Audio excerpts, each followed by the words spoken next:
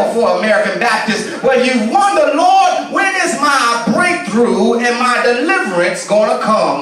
This wrestle I'm speaking of is a thing called life. And life at times isn't always on the side of God's people. I'm going to say that one more time. Life at times isn't always on the side of God's people. Even though I admit that life isn't always on the side of God's people, I also believe that even in bad and struggling times, there's a lesson to be learned and a meaning behind it. Mind you, all times of struggle aren't because of your disobedience, but sometimes, church, struggles are there to strengthen you, and it seems as though God is the only one who has a monopoly of full understanding. He has the totality of understanding, this fullness of what we call suffering. And this letter to the Roman church is a letter to help this church understand this new faith, this new lifestyle, this new understanding about serving a new God.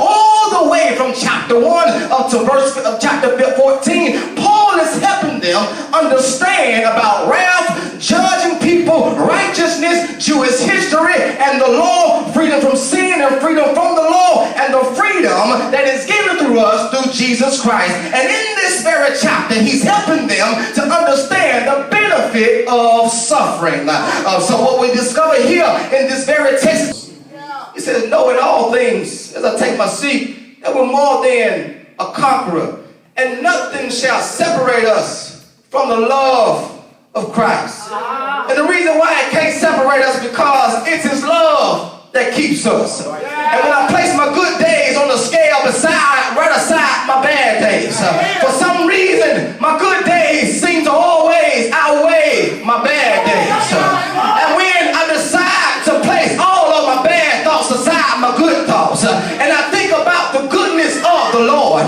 for some reason my good days of my thoughts always outweigh my bad thoughts.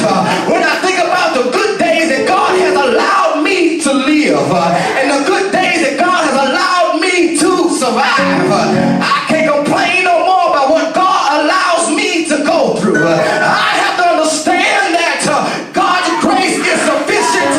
On the other side of that thing, suffering is sufficient for your soul, because it's God who has been keeping me. It's God who's been keeping you this semester. It's God who's been keeping your mind sane. When people want to give up on you, you have to learn that suffering is sufficient for your soul.